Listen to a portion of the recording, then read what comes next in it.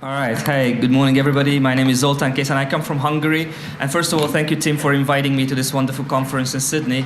And besides the fact that I'm here at this conference, I have to emphasize the fact that back in 1956, after the revolution in Hungary, my grandfather's brother left Hungary and never came back, and we never saw any part of that family. And I'm here in Sydney. And as he came to Sydney, I'm meeting his family. I'm meeting my family here in Sydney after 60-some years. So it's another great opportunity for me to learn about new family members. Now, another thing that was mentioned by, I think, Matt, that I was part of you a couple of years ago, coming to conferences, giving speeches, talking about free markets and stuff like that. I'm still part of you. So the fact that I'm in Parliament now doesn't mean that I don't talk about free markets and I don't talk about the stuff that you do. The thing is, and especially when I ran for Parliament, and it was true in Mike's speech before us, that what's the message? What's the message of a libertarian? First of all, coming from Hungary, people just don't care. So people really don't care what you stand for as an ideology. People care about what you can provide to them, what you can promise to them. And there was one simple message that I gave to them. I stand for the West and not the East. And when you come from Hungary and when you come from Eastern Europe, and that's going to offer a very different prospect of what the guys are talking about. As an Eastern European, for me, the EU means something totally different. For me, the EU means something that proved in history was working, and that's peace. For an Eastern European member, the EU also means some kind of a protection from Putin, from the Kremlin. And I deliberately don't use the word Russian because I have no problem with the Russians themselves. I have problems with the Russian government. I have problems with the Kremlin. I have problems with their president. And just one thought in connection with how I became a politician. I became a politician because I was fed up with my government being or my prime minister being the lapdog of Vladimir Putin. I was fed up with the fact that the Hungarian government was the troll of Putin in the European Union. I was fed up with the fact that Vladimir Putin was using my government and my prime minister to disintegrate the European Union, and I wanted to offer some kind of an alternative.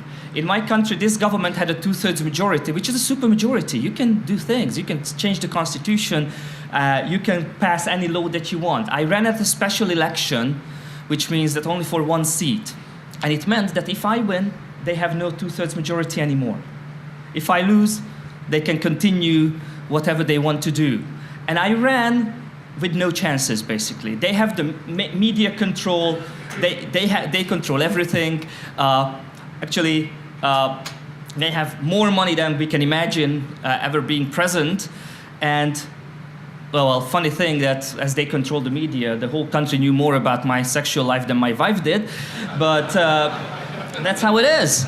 That's what you have to run against if you live in an authoritarian country, still in the European Union. But I won, surprisingly, and I'm trying to represent the values in the Hungarian parliament, which are pro-liberty values, sometimes called libertarian values.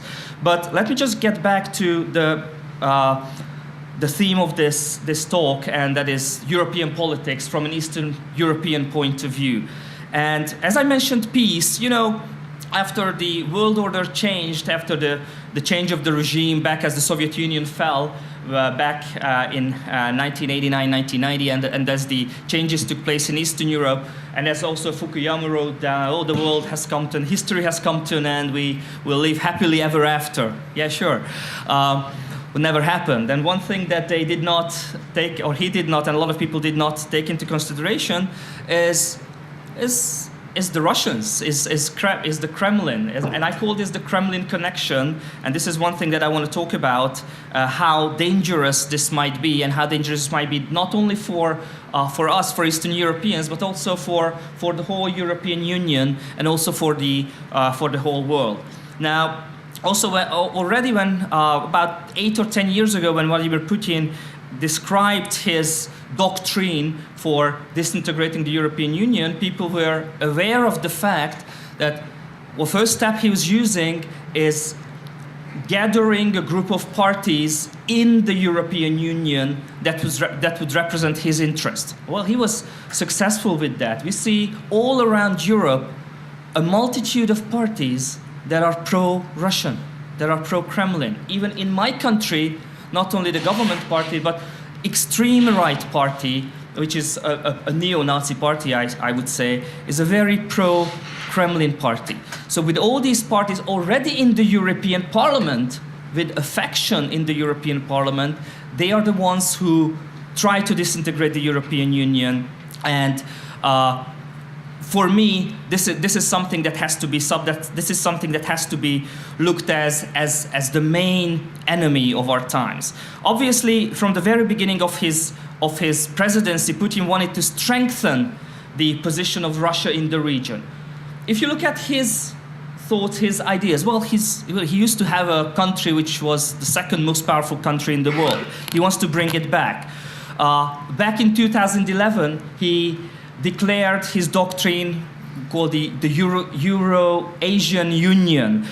This doctrine provides for what he calls the real sovereignty for the post-Soviet countries without the unnecessary bonds of the European Union. Well, sure. What are the unnecessary bonds of the European Union? What does this real sovereignty mean? This is a very interesting thing, because what is Putin's ideology based on? It's based on nationalism, and I think the two previous gentlemen also talked about populism, based on statism, based on authoritarianism. I'm sure this is not what we want, not in Eastern Europe and not in Western Europe either. Now, obviously the first step was looking at these extreme right groups. The second step is looking at legitimate governments who are legitimately elected by the people who would be on their side. Well, in Hungary, my country, they have found a legitimate government who is acting as the messengers of the Kremlin, and he's using these legitimate governments to use his information warfare on the whole of Europe. And when I mean information warfare, is obviously he set up in the different countries, and he supported some Kremlin-friendly media companies. In my country, what I see now is that we are copying the very same things that Putin did in Russia in connection with the media companies. The government is buying up most of the local media, has already bought up national media. People don't have real source of information besides the internet. Our internet is the only information source that I would still call reliable. However, in lots of parts of the country, the only source of information you get is state media.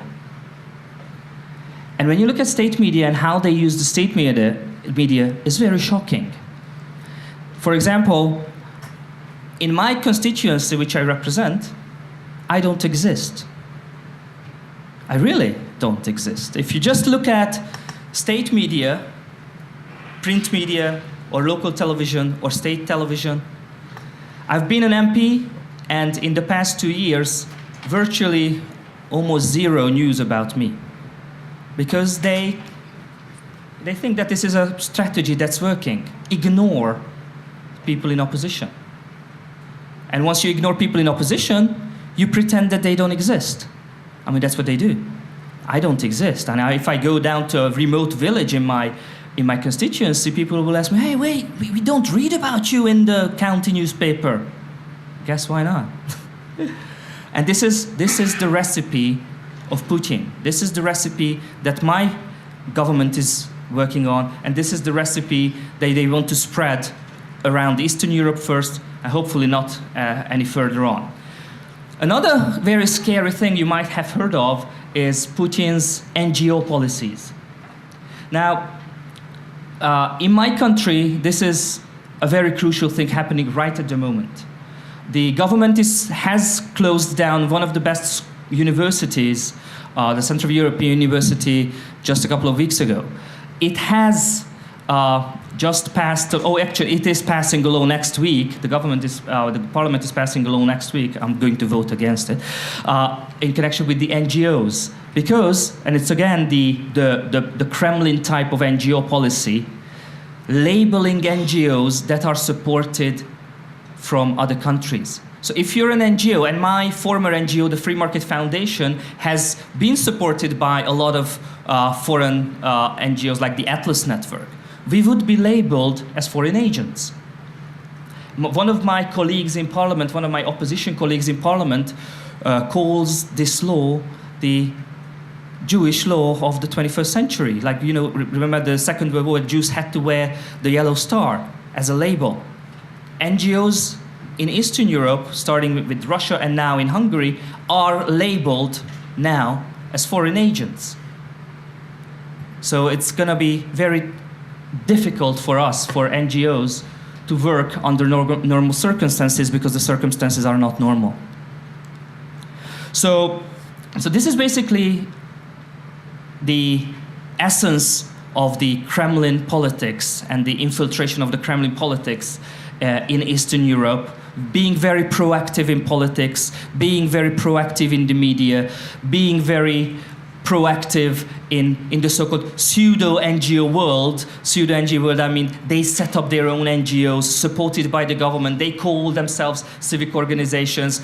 However, they are run by government money, and these steps have been taken already. And once you look at my country, for example, Hungary, which is an EU member, which is a NATO member, I think this news is very shocking, that an EU member, a NATO member, could be fooled and fallen into the trap of the Kremlin. Following up, and I have one final statement that I want to make. I'm very optimistic about the European Union now, looking at the trends of the elections going on now. The Netherlands election a couple of months ago.